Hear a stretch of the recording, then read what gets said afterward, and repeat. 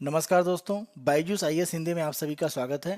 आज हम आपके सामने 17 जून 2021 के दैनिक क्विज प्रस्तुत कर रहे हैं। दैनिक क्विज के हम अपने पहले क्वेश्चन को देखते हैं। निम्नलिखित कथनों में से कौन सा या कौन से गलत हैं? भारत जल्द ही नोडल एजेंसी के रूप में भारतीय नौसेना के साथ एक गहन सागर मिशन शुरू करने जा रहा है।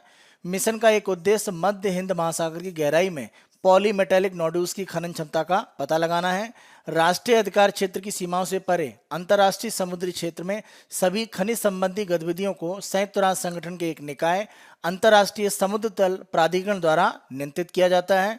चौथा, पॉलीमेटेलिक नोड्यूल्स के दोहन के लिए भारत को संयुक्त राष्ट्र अंतर्राष्ट्रीय समुद्र तल प्राधिकरण द्वारा मध्य हिंद महासागर बेसिन में 75,000 वर्ग किलोमीटर क्षेत्र आवंटित किया गया है। यहाँ पर अगर हम देखें तो भारत के द्वारा गहन सागर मिशन संचालित किया जा रहा है, लेकिन इसके लिए भारतीय नौसेना नोडल एजेंसी नहीं है। इसके लिए पृथ्वी विज्ञान मंत्रालय नोडल एजेंसी के रूप में काम करेगा। तो पहला पॉइंट यहाँ पर आपका गलत है, और ये समाचार हमने यहाँ पर इसलिए लिया है कि भारत के द्वारा इस तरह का एक डीप ओशन मिशन है वो प्रारंभ किया जा रहा है, और इसके लिए कैबिनेट की तरफ से मंजूरी दे दी गई है, और इसके लिए 4,077 करोड़ रुपए भी आवंटित किए गए हैं। इस योजना के संबंध में 2018 से विचार किया जा रहा था, और इसका जो पहला चरण है 2021 से 24 के बीच में संचालित होगा, जिसमें 2,823.4 करोड़ रुपए खर्च होंगे। जैसा भी हमने चर्चा की, पृथ्वी विज्ञान मंत्रालय इसकी नोडल एजेंसी के रूप में कार्य करेगा। आप ध्यान रखें, यहाँ पर प्रमुख रूप से अगर हम देखें तो भारत को 75,000 वर्ग किलोमीटर का एक क्षेत्र मिला है, जो सेंट्रल इंडियन ओशियन यानी हिंद महासागर का जो मध्य भाग है उसमें। और इसको दिया किसने? इसे संयुक्त राष्ट्र संघ की एक संस्था है, यूनाइटेड नेशन इंटरनेशनल सी बेड अथॉरिटी। इस संगठन को हम ध्यान रखें अंतर्राष्ट्रीय समुद्र तल प्राधिकरण, इसके द्वारा प्रमुख रूप से यह अनुमति दी गई है।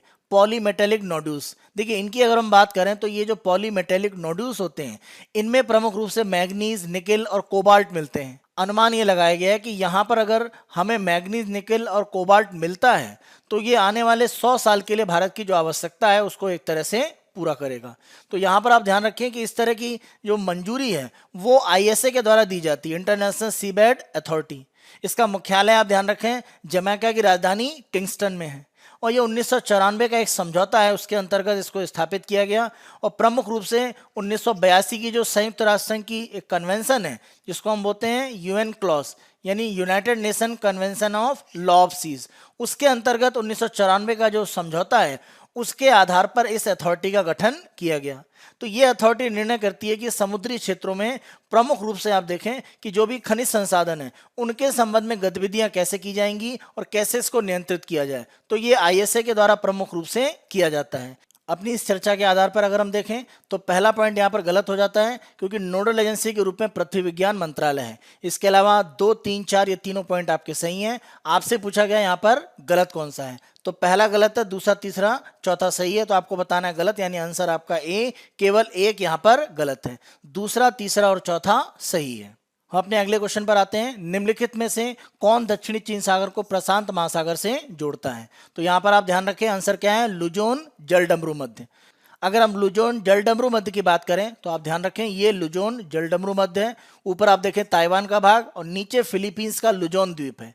तो लुजोन फिलीपींस का प्रमुख द्वीप है, उसकी जो राजधानी मनीला है वो भी इसके लुजोन द्वीप पर स्थित है।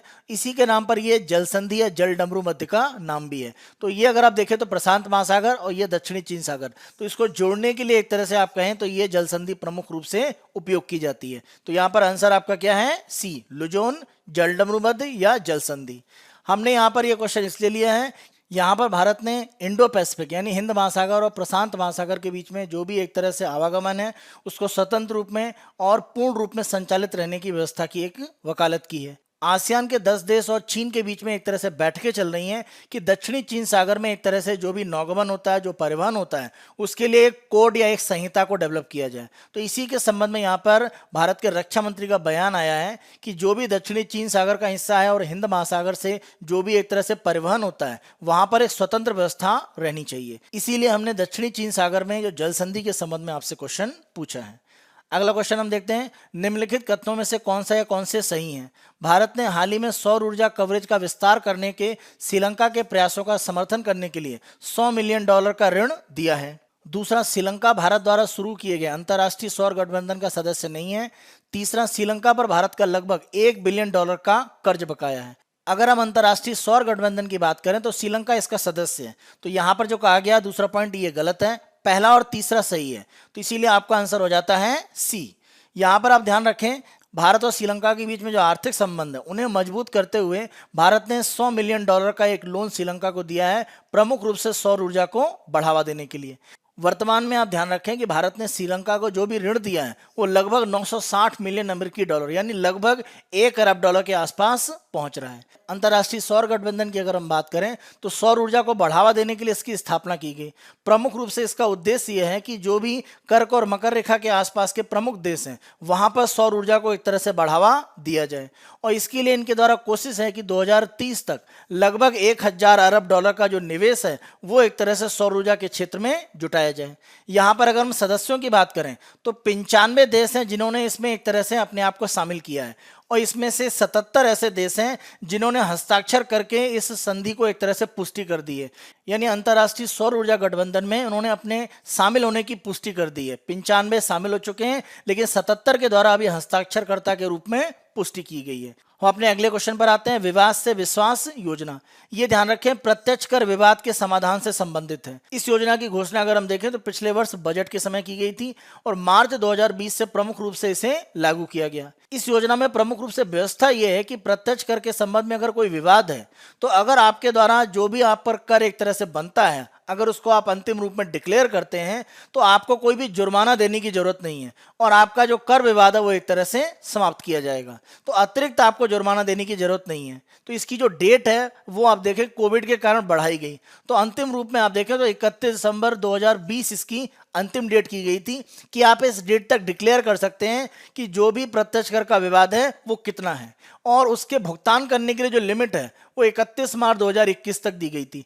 इस क्वेश्चन को हमने इसलिए लिया है क्योंकि यहाँ पर सरकार के द्वारा ये कहा गया है कि जो प्रत्यक्ष कर का सरकार को एक तरह से भुगतान मिला है वो तेजी से बढ़ा है। अगर हम बात करें 21-22 का जो वित्तीय वर्ष है, वित्त मंत्रालय के द्वारा यह आंकड़ा दिया गया है कि अगर हम 21-22 के वित्तीय वर्ष में प्रारंभिक 2.5 महीने का समय देखें तो हमने लगभग 1.86 लाख करोड़ रुपए कर के रूप में प्राप्त किया है, और ये पिछले वर्ष की तुलना में काफी ज्यादा है क्योंकि आप ध्यान रखें पिछले वर्ष उस समय लॉकडाउन की एक तरह से स्थितियां चल रही थी। इसमें प्रमुख रूप से विवाद से विश्वास योजना में जो कर घोषित किए गए हैं उसका जो कलेक्शन आया है उसने एक तरह से प्रत्यक्ष कर की जो वसूली है वो सरकार की बढ़ाई है।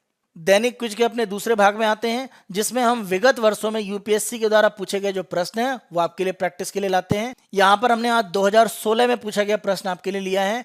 हाल ही में निम्नलिखित में से किस राज्य ने एक लंबे नौ संचालन चैनल द्वारा समुद्र से जुड़े जाने के लिए कृत्रिम अंतर्देशीय बंदरगाह के निर्माण की संभावना का पता लगाया है?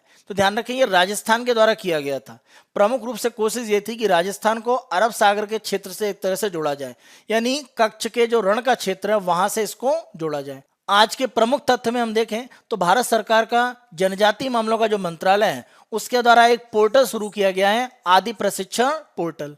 इस पोर्टल के माध्यम से कोशिश ये है कि जनजातीय अनुसंधान संस्थान जो मंत्रालय के विभिन्न प्रभागों के अधीन काम कर रहे हैं, जनजातीय छात्रों की शिक्षा के लिए राष्ट्रीय सोसाइटी, जनजातीय मामलों के मंत्रालय और राष्ट्रीय जनजातीय अनुसंधान संस्थान द्वारा वित्त पोषित जो भी उत्कृष्टता केंद्र हैं वहां पर जो भी प्रशिक्षण कार्यक्रम चलाए जा रहे हैं उनके प्रमुख केंद्रीय स्थल के रूप में एक तरह से यह पोर्टल काम करेगा। जनजातियों के विकास के लिए अलग अलग जो भी कार्यक्रम संचालित किए जा रहे हैं प्रशिक्षण के, उनके संबंध में पूरी जानकारी इस आदि प्रशिक्षण पोर्टल पर उपलब्ध होगी। इसका उद्देश्य जनजातीय सशक्तिकरण, उनके सामाजिक आर्थिक विकास के जो विभिन्न हितधारक हैं, जनजातीय समुदाय और जो प्रतिनिधि हैं और साथ साथ अधिकारी और जो नोडल एजेंसियां हैं वहां पर जो प्रशिक्षण की क्षमता है उनको एक तरह से बढ़ाने का प्रयास किया जाएगा। सरकार का यह मानना है कि जब तक स्थानीय स्तर पर हम प्रशिक्षण की स्थितियों को मजबूत नहीं करेंगे, खासतौर से ब्लॉक और जिले स्तर पर, हम पूर्ण रूप से एक तरह से संसाधन को आगे नहीं बढ़ा सकते हैं। और कोशिश ये होनी चाहिए कि ब्लॉक और जिले स्तर पर जो प्रमुख रूप से प्रशिक्षक हैं उनको एक तरह से सुविधाएं दी जाएं, क्योंकि उन्हीं के द्वारा सबसे निचले स्तर पर जनजातीय जो व्यक्ति हैं उनको एक तरह से प्रशिक्षण दिया जाएगा।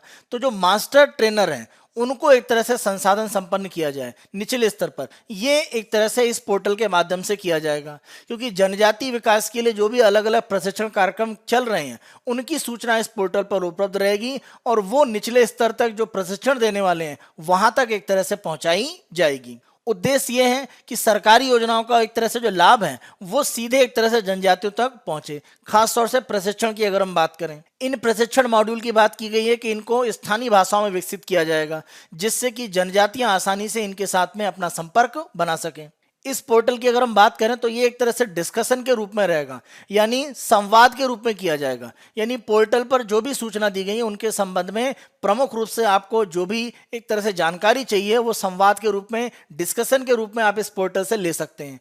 और यहाँ पर प्रमुख रूप से आप ध्यान रखें कि जो भी पंचायती राज संगठन है उनको प्रमुख रूप से जिम्मेदारी दी गई है कि वो इस तरह के प्रशिक्षण के संबंध में इस पोर्टल से सूचना लें और निचले स्तर पर जनजाति विकास के लिए एक तरह से काम करें।